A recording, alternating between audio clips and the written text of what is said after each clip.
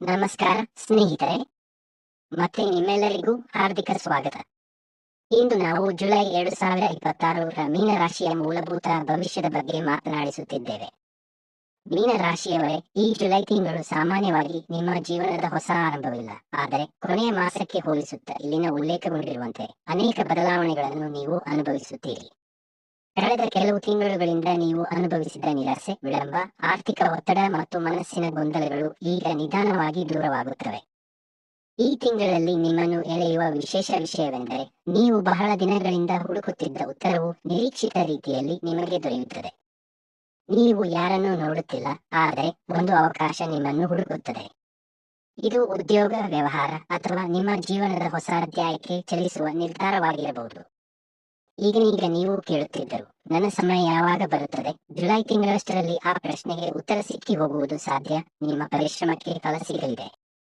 ನೀವು ಮಾಡಿದ ಸುಸ್ಥಿರ ಪ್ರಯತ್ನಗಳನ್ನು ಇತರರು ಗಮನಿಸುತ್ತಾರೆ. ಹಿಂದೆ ನಿಮ್ಮನ್ನು ಸುಮ್ಮನಾಗಿಟ್ಟವರೆಲ್ಲರೂ ನೀವು ತೋರಿಸುತ್ತಿರುವ ಸಾಮರ್ಥ್ಯವನ್ನು ಒಪ್ಪಿಕೊಂಡವರಿಗೆ ಬದಲಾವಣೆ ಕಂಡು ಬರುತ್ತದೆ. ಉದ್ಯೋಗದಲ್ಲಿರುವವರಿಗೆ ಹೊಸ ಜವಾಬ್ದಾರಿ ಅಥವಾ ಉತ್ತಮ ಅವಕಾಶ ದೊರೆಯುವ ಸಾಧ್ಯತೆ ಇದೆ. ಮೇಲಧಿಕಾರಿಗಳ ಮೆಚ್ಚುಗೆ ಸಿಗಬಹುದು. ಉದ್ಯೋಗ ಹುಡುಕುತ್ತಿರುವವರಿಗೆ ಸಹ ಉತ್ತಮ ಸುದ್ದಿ ಬರಬಹುದು. ವ್ಯಾಪಾರಿಗಳಲ್ಲಿ ಹೊಸ ಗ್ರಾಹಕರು, ಸಂಪರ್ಕಗಳು ಮತ್ತು ಆದಾಯದ ಹೊಸ ಮೂಲಗಳು ಬಂದಿದೆ ಎಂದು ಕಾಣಬಹುದು. ಹಣಕಾಸಿಗಾಗಿ ಜುಲೈ ತಿಂಗಳಾದ ಮತ್ತುಪ್ಪಟ ಉಲ್ಲಾಸವಿಲ್ಲ, ಬಹಳ ದಿನಗಳಿಂದ ಬರುವುದು ತಲುಪಬಹುದು. ಹಳೆಯ ಸಾಲದ ಒತ್ತಡ ಬೇಗ ಕಡಿಮೆಯಾಗಬಹುದು.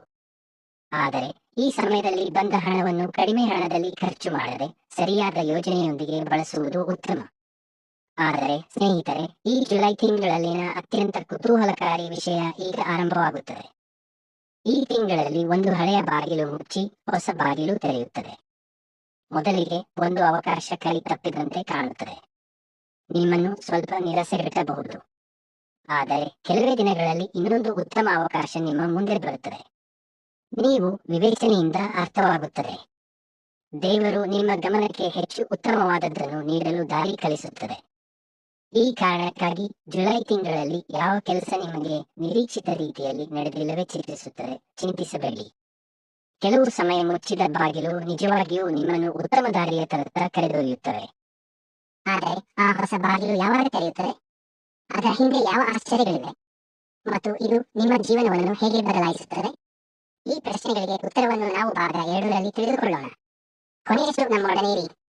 ಜುಲೈ ತಿಂಗಳಲ್ಲಿ ಮೀನ ರಾಶಿಯವರು ಈ ಸತ್ಯವನ್ನು ತಮ್ಮ ಜೀವನದಲ್ಲಿ ಅನುಭವಿಸುವ ಸಾಧ್ಯತೆ ಇದೆ.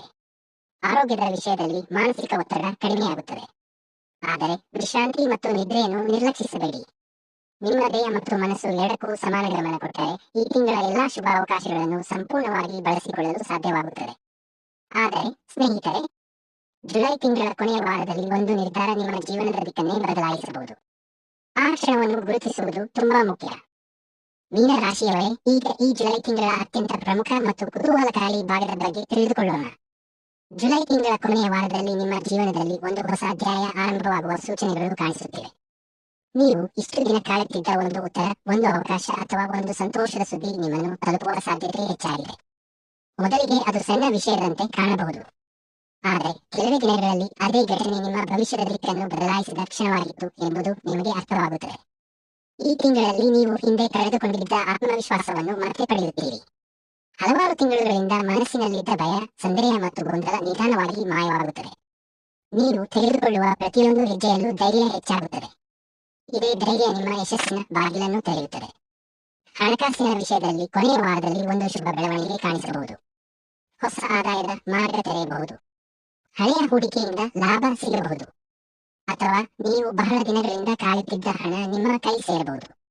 ಆದರೆ ಈ ಸಮಯದಲ್ಲಿ ಬಂದ ಹಣವನ್ನು ಜಾಣ್ಮೆಯಿಂದ ಬಳಸಿದರೆ ಮುಂದಿನ ತಿಂಗಳುಗಳು ಇನ್ನಷ್ಟು ನೆಮ್ಮದಿಯಾಗಿರುತ್ತವೆ. ಉದ್ಯೋಗ ಮತ್ತು ವ್ಯವಹಾರದಲ್ಲಿ ನಿಮ್ಮ ಹೆಸರು ಮತ್ತು ಗೌರವ ಹೆಚ್ಚಾಗುವ ಸಾಧ್ಯತೆ ಇದೆ. ನಿಮ್ಮ ಪರಿಶ್ರಮವನ್ನು ಜನರು ಗುರುತಿಸುತ್ತಾರೆ. ಹಿಂದೆ ನಿಮ್ಮನ್ನು ಕಡೆಗಣಿಸಿದ್ದವರೇ ಈಗ ನಿಮ್ಮ ಸಲಹೆಯನ್ನು ಕೇಳುವ ಪರಿಸ್ಥಿತಿ ಬರಬಹುದು. ಈ ಸಮಯದಲ್ಲಿ ಅಹಂಕಾರಕ್ಕೆ ಜಾಗ ಕೊಡಬೇಡಿ. ನಿಮ್ಮ ವಿನಯವೇ ನಿಮ್ಮನ್ನು ಇನ್ನಷ್ಟು ಎತ್ತರಕ್ಕೆ ಕರೆದೊಯ್ಯುತ್ತದೆ. ಈಗ ನಾವು ಆರಂಭದಲ್ಲಿ ಹೇಳಿದ ಮುಚ್ಚಿದ ಬಾಗಿಲು ಮತ್ತು ಹೊಸ ಬಾಗಿಲಿನ ವಿಷಯವನ್ನು ಮತ್ತೊಮ್ಮೆ ನೆನಪಿಸಿಕೊಳ್ಳಿ. ಜುಲೈ ತಿಂಗಳು ಮುಗಿಯುವ ಹೊತ್ತಿಗೆ ನೀವು ಸ್ಪಷ್ಟವಾಗಿ ಅರಿಯುತ್ತೀರಿ, ಒಂದು ಅವಕಾಶ ಕೈ ತಪ್ಪಿದ್ದು ನಷ್ಟವಲ್ಲ, ಅದು ನಿಮ್ಮ ಜೀವನಕ್ಕೆ ಇನ್ನೂ ಉತ್ತಮವಾದ ಅವಕಾಶವನ್ನು ತರಲು ನಡೆದ ಒಂದು ದೈವಿಕ ವ್ಯವಸ್ಥೆಯಾಗಿತ್ತು. ಆ ಹೊಸ ಅವಕಾಶವೇ ನಿಮ್ಮ ಮುಂದಿನ ಜೀವನದಲ್ಲಿ ದೊಡ್ಡ ಬದಲಾವಣೆಗೆ ಕಾರಣವಾಗಬಹುದು. ಆಧ್ಯಾತ್ಮಿಕವಾಗಿ ಈ ತಿಂಗಳು ನಿಮಗೆ ಬಹಳ ಅನುಕೂಲಕರವಾಗಿದೆ.